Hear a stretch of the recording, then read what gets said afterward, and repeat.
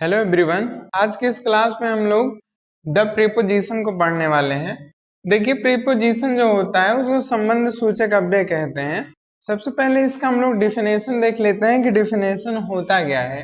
तो कह रहा है कि a preposition is a word which is placed before a noun और pronoun to show its relation to another noun और प्रोनाउन। इसके कहने का तात्पर्य यह है कि एक जो विशेषण इसके कहने का तात्पर्य यह है कि ये जो एक संबंध सूचक अव्यय यानी कि प्रीपोजिशन होता है वो तो पहले किसी नाउन या प्रोनाउन के पहले प्रयोग होगा, इसके बाद जो है उससे संबंध प्रकट करेगा किसी दूसरे नाउन या प्रोनाउन से। आइए एग्जाम्पल की मदद से आपको समझाते हैं। जैसे यहाँ पे देखिए, कह रहा है the book is on the table.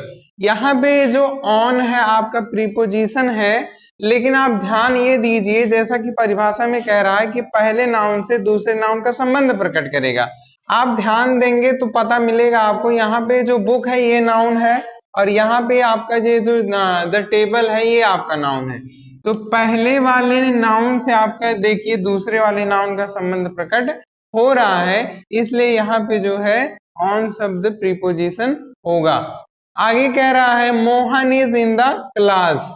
Mohan is in the class, Mohan कमरे में है। यहाँ पे आपका ये जो इन है ये आपका प्रीपोजिशन है, क्योंकि यहाँ पे मोहन नाउन है और यहाँ पे क्लास नाउन है।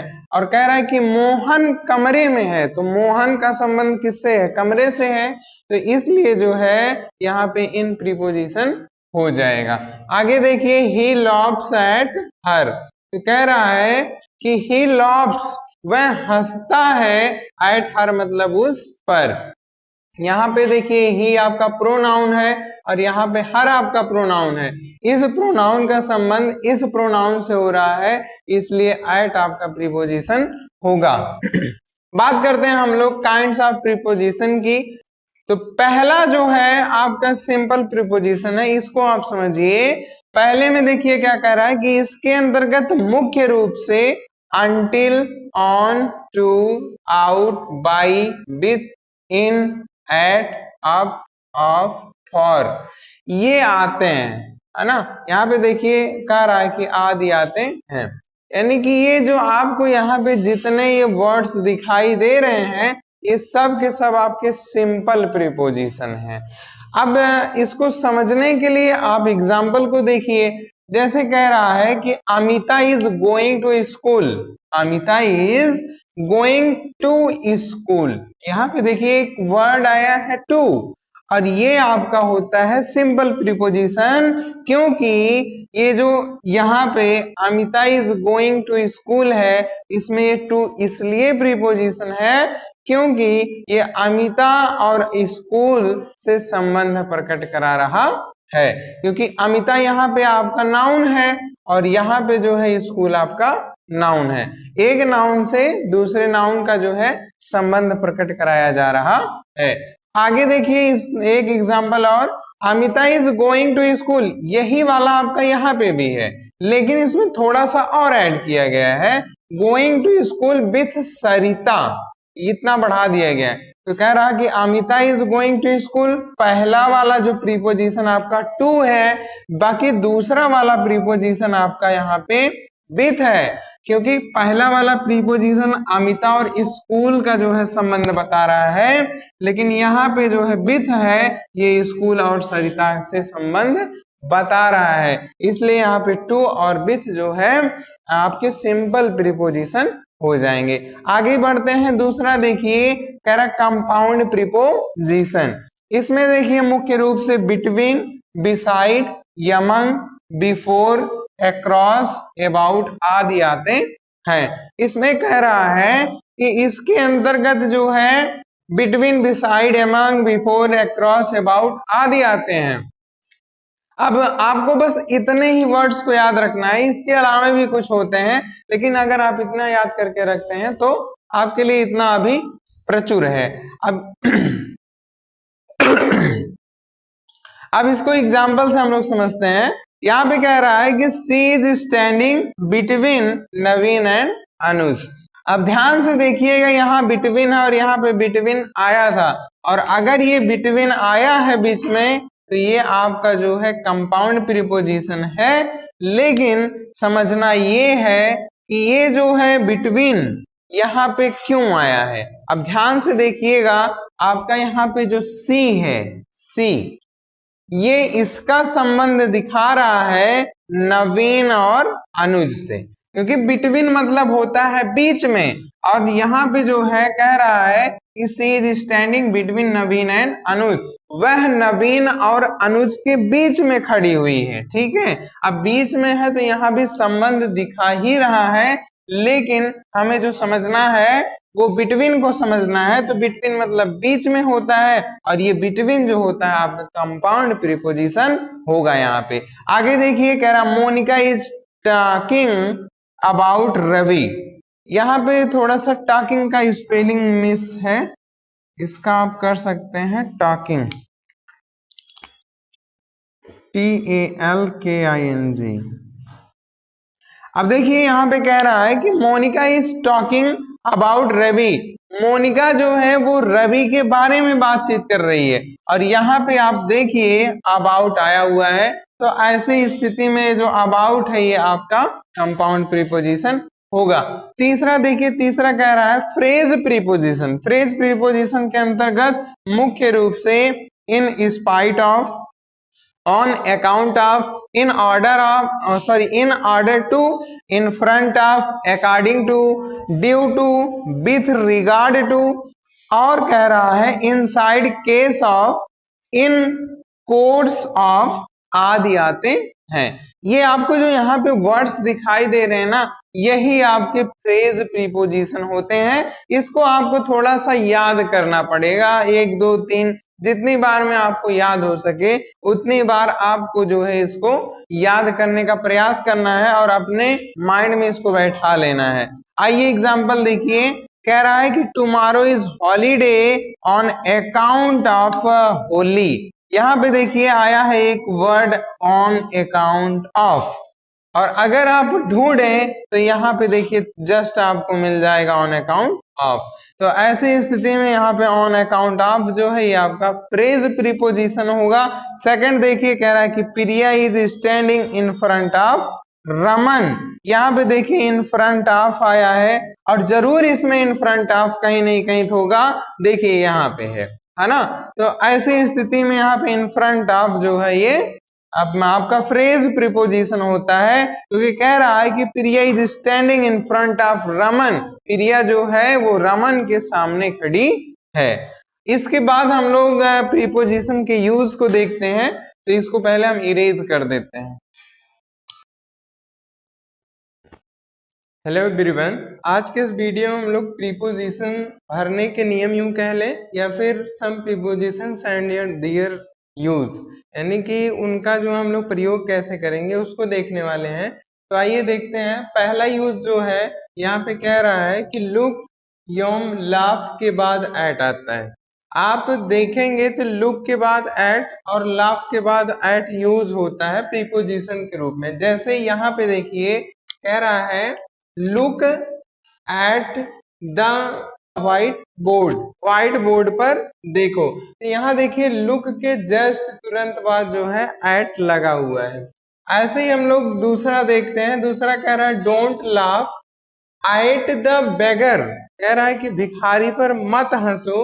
और आप यहाँ देख पा रहे होंगे लाफ के बाद एट आ रहा है, तो जैसा कि यहाँ लुक और लाफ के बाद एट को कहा है, वैसे ही यहाँ पे देखिए लुक के बाद एट और लाफ के बाद एट आया हुआ है। अगर बात करते हैं प्रीपोजिशंस की, तो आपका ना लुक और ना ही लाफ, ये दोनों प्रीपोजिशन नहीं, बल्कि आपका ये जो एट है ये आपका प्रीपोजिशन होगा। बढ़ते हैं दूसरे पे, कह रहा है विथ। ये आपको यहाँ जो हेडिंग्स टाइप के दिख रहे हैं ये सब के सब आपके प्रीपोजिशन से, इतना ध्यान रखिएगा। विथ का प्रयोग देखिए, कह रहा है कि जब किसी वस्तु की सहायता से कोई काम किया जाता है तो वहां पर विथ का प्रयोग होता है। एग्जाम्पल देखिए, कह रहा है she wrote the letter with a pen, कह रहा है कि वह एक पत्र लिखती है और जो है पेन से लिखती है वो। और यहाँ पे जो है से लिखने से का मतलब क्या है, पेन से ना, तो ये जो से शब्द आ रहा है वो विथ पूरा कर रहा है, और यहाँ पे विथ शब्द जो होगा वो प्रीपोजिशन होगा। पढ़ते हैं अगले पे, बाई। बाई देखिए यहाँ पे कह रहा है कि जब किसी व्यक्ति द्वारा कोई काम किया जाता है तो उस व्यक्ति के लिए बाई आता है। अब ध्यान दीजिएगा कि जैसे कोई व्यक्ति कोई काम कर रहा है तो जो व्यक्ति काम कर रहा है उसके लिए वहां पे जो है बाई आएगा। जैसे यहाँ कह रहे the Taj was built by Raj, जैसे कह रहा है कि राज के द्वारा ताज बनाया गया, तो किसके द्वारा बनाया गया, राज के द्वारा ना, तो राज के द्वारा बनवाया गया है, इसलिए यहाँ पे जो बाई शब्द है ये आपका प्रीपोजिशन होगा। इसमें देखिए बाई दो टाइप से लगाया जाता है।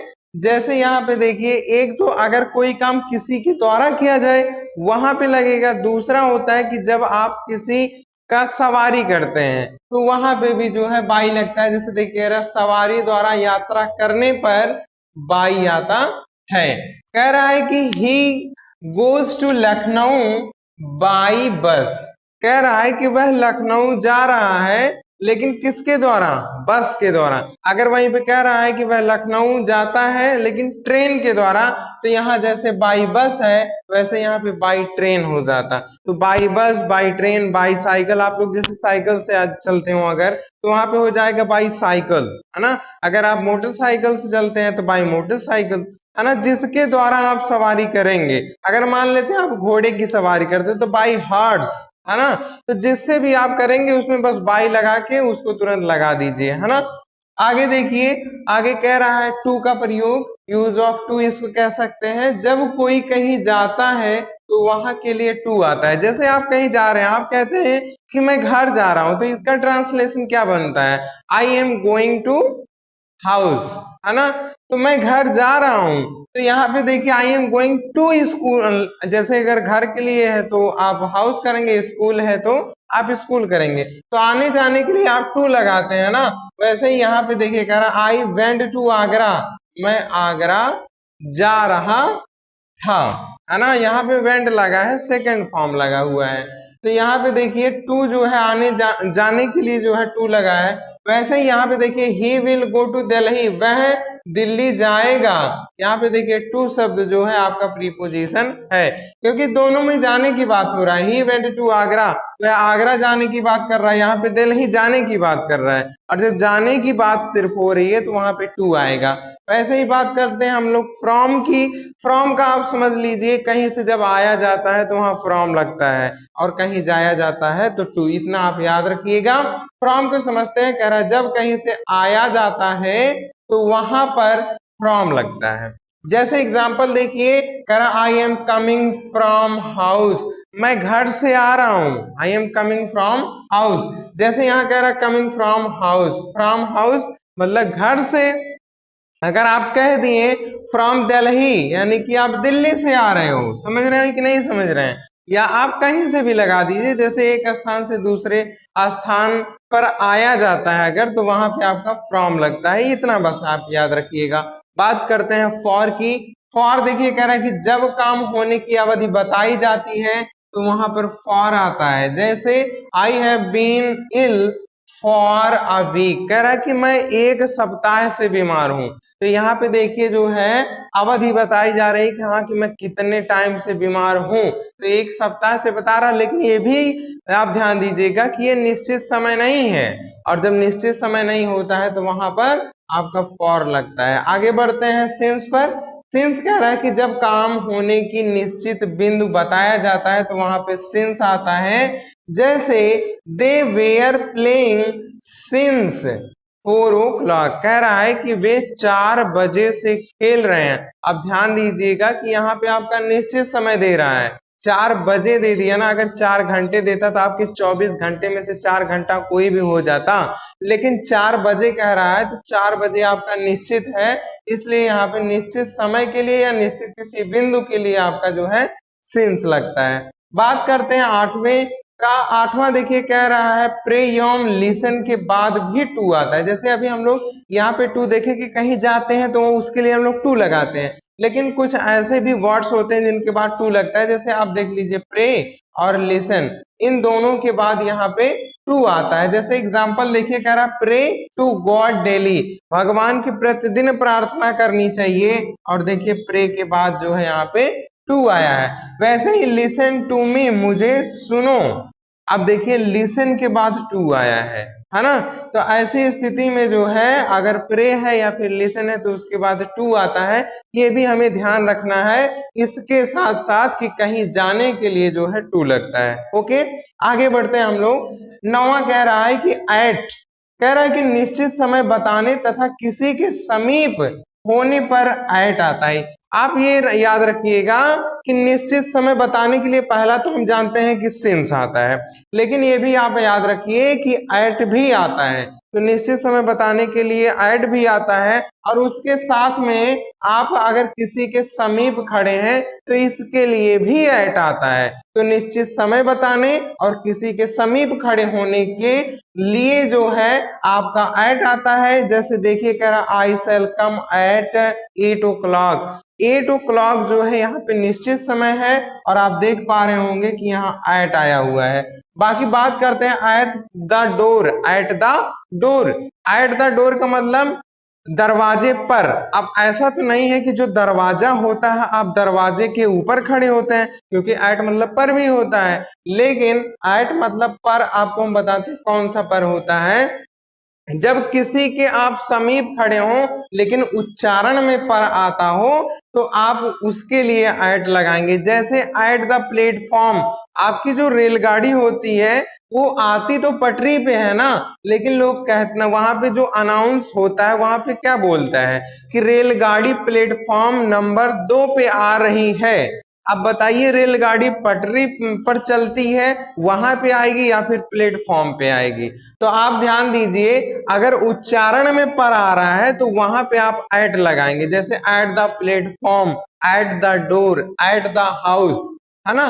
तो ऐसे में आपका उच्चारण तो होता है कि प्लेटफॉर्म पर, है ना, घर पर, दरवाजे पर, ये कहने के लिए पर आ रहा है, लेकिन सही सही ये जो है जस्ट ऊपर वाला पर नहीं है, इसलिए यहाँ पर एट लगेगा ना कि ऑन। ठीक है, तो देखिए यहाँ पे एट दिया है, यहाँ पर भी एट द डोर। तो जैसा कि यहाँ पे समीप बताया था और समय बताया था, तो इसमें आप देख पा रहे हैं इसमें 8 o'clock दिया, यहाँ समय बता दे रहा है, और समीप की बात करते हैं एट द डोर, तो यहाँ पे जो है आपका दरवाजे के पास हो जाएगा। जैसे मैं कह रहा हूं एट द व्हाइट बोर्ड, जैसे मैं यहाँ व्हाइट बोर्ड के समीप हूं तो एट द व्हाइट बोर्ड यहाँ पे आराम से आप लगा सकते हैं, कोई दिक्कत नहीं है। आगे बढ़ते हैं हम लोग, एट कंफर्म हो गया, ऑन पे आते हैं। कह रहा किसी के ऊपर स्थिर अवस्था में, ध्यान दीजिएगा, किसी के ऊपर स्थिर अवस्था का मतलब क्या है, जैसे कि ए मार्कर जो है इसके ऊपर अगर मैं इस कैप को लगाता हूं तो अब देखिए ये स्थिर अवस्था में हो गया, है ना।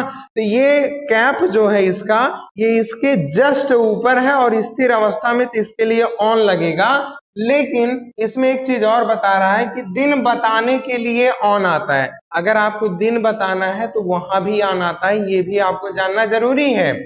या फिर अगर मैं ऑन का और प्रयोग आपको बताऊं, जैसे आप किताब जब टेबल पे रखते हैं तो किताब जो टेबल पे होता है तो वो जस्ट उसके ऊपर होता है, लेकिन स्थिर अवस्था में होता है, वो चलता नहीं रहता है, इसलिए ऑन द टेबल लगता है ना। बुक ऑन द टेबल यानी कि किताब मेज पर है। तो आइए यहाँ पे एग्जाम्पल देखते हैं, कह रहा है book on the table, the book on the table. अब ध्यान दीजिए, कह रहा है कि यहाँ पे ऑन देखिए जो आपका हो तो रहा है प्रीपोजिशन, लेकिन कह रहा है कि ऑन द टेबल है, तो मेज पर जो किताब होता है वो स्थिर अवस्था में होता है, आप भी समझ पा रहे होंगे, वो इधर उधर चलता नहीं है ना। तो स्थिर अवस्था में और जस्ट उसी के ऊपर है, इसलिए यहाँ पे ऑन लगेगा। बात करते हैं दूसरे एग्जाम्पल की, कह रहा है कि आई शैल कम ऑन मंडे। यहाँ पे देखिए कह रहा है आई शैल कम ऑन मंडे, मैं सोमवार को आऊंगा। अब देखिए यहाँ पे जो है समय दिखाने के लिए भी ऑन यानी कि दिन, समय यानी कि दिन दिखाने के लिए आपका ऑन आ रहा है। बात करते हैं अगले का, ऑन कंफर्म हो गया। ऑफ की बात करते हैं, ऑफ कह रहा है कि जब कोई वस्तु किसी पदार्थ से बनी हो, याद रखिएगा कि जब कोई वस्तु किसी पदार्थ से बनी हो तो वहां पे जो उस पदार्थ के लिए ऑफ आता है। जैसे कह रहा my ring is made of gold, यहाँ पे देखिए ऑफ जो है ये बता रहा है कि मेरी जो अंगूठी है वो सोने से बनी हुई है। My ring is made of gold, मेरी अंगूठी जो है वो सोने से बनी हुई है। और जब यहाँ पे देखिए अंगूठी किस चीज की बनी हुई है, सोने की बनी हुई है। अगर वहीं पे दे देता चांदी की तब भी आपका ऑफ ही लगता, तो वहां पे बस थोड़ा सा सेंटेंस चेंज हो जाता, वहां पे हो जाता my ring is made of silver, है ना। तो ऐसी स्थिति में आप जब ये पाते हैं कि कोई चीज किसी वस्तु से बनी हुई है या किसी पदार्थ से बनी हुई है तो वहां निधड़क यानी कि आप बेझिझक वहां पे आप ऑफ का प्रयोग कर सकते हैं। आई होप कि ऑफ भी कंफर्म हो गया होगा। थोड़ी सी यहाँ पे मुख्य प्रीपोजिशंस दी हैं उसके बारे में बातचीत कर लेते हैं हम लोग। जैसे कह रहा है कि मुख्य प्रीपोजिशंस, आप देखिए इसमें मुख्य प्रीपोजिशन को कैटेगराइज करके हम आपको बताते हैं। जैसे ऊपर के लिए कौन कौन से प्रीपोजिशन लगते हैं। ऊपर शब्द के लिए आपका जो है ऑन लगेगा, ऑन मतलब पर होता है यानी कि ऊपर, अपान मतलब ऊपर, एट मतलब पर यानी कि ऊपर भी कह सकते हैं, एबो मतलब ऊपर, ओवर मतलब ऊपर। इन पांचों के मतलब आपके ऊपर ही होते हैं बशर्ते अलग अलग जगह प्रयोग हैं, और सब के सब ये हैं आपके प्रीपोजिशंस। बात करते हैं नीचे के लिए, अंडर लगता है, बिलो लगता है, बीनीथ लगता है। ये तीनों जो है नीचे के लिए प्रयोग होते हैं। जो नीचे शब्द है इन तीनों जो है ये नीचे के लिए प्रयोग होते हैं। अंदर के लिए देखिए, अंदर के लिए इन होगा, इनटू होगा, विथिन होगा, इनसाइड होगा। ये जो आपके चार आपको यहाँ पे इन, इनटू, विथिन और इनसाइड आपको दिख रहे हैं, ये चारों के चारों जो है आपके अंदर शब्द के लिए प्रयोग होते हैं। आगे बढ़ते हैं हम लोग। बाहर, बाहर के लिए आउट और आउटसाइड, ये दो ऐसे वर्ड्स हैं जो बाहर शब्द के लिए प्रयोग होते हैं। बढ़ते हैं आगे। चारों ओर, इसके लिए आप अबाउट प्रयोग करेंगे, राउंड प्रयोग करेंगे, अराउंड प्रयोग करेंगे। आगे बीच में होकर के लिए थ्रो, थ्रो मतलब बीच में। आगे यहाँ पे दिया है नेक्स्ट, पीछे वर्ड के लिए बिहाइंड और आफ्टर, बिहाइंड और आफ्टर, ये दो वर्ड्स ऐसे हैं जिससे आपको पीछे शब्द का बोध होता है। आगे देखिए यहाँ पे आगे शब्द जो है इसके लिए इन फ्रंट ऑफ या फिर आप बिफोर का भी प्रयोग कर सकते हैं। इन फ्रंट ऑफ और बिफोर इन दोनों का प्रयोग कर सकते हैं। अन्य में देखिए, अन्य में आप जैसे ऑफ को देख सकते हैं, ऑफ मतलब को, फ्रॉम मतलब से, टू मतलब भी से होता है, बाय मतलब द्वारा, विथ मीन्स द्वारा, सिंस समय को दर्शाएगा, फॉर भी आपका समय दर्शाता है। तो ये आपके कुछ मुख्य प्रीपोजिशंस हैं जिनको आपको याद करने चाहिए कि ये किसके लिए प्रयोग होते हैं। और यहाँ पे कुछ आपको यूज, कुछ प्रीपोजिशन और इसके यूज आपको बता दिया गया है। आप इसको भी अच्छे तरीके से याद कर सकते हैं। आई होप आप लोगों को ये टॉपिक अच्छे से समझ में आया होगा। मिलते हैं आपसे नेक्स्ट क्लास में नेक्स्ट टॉपिक के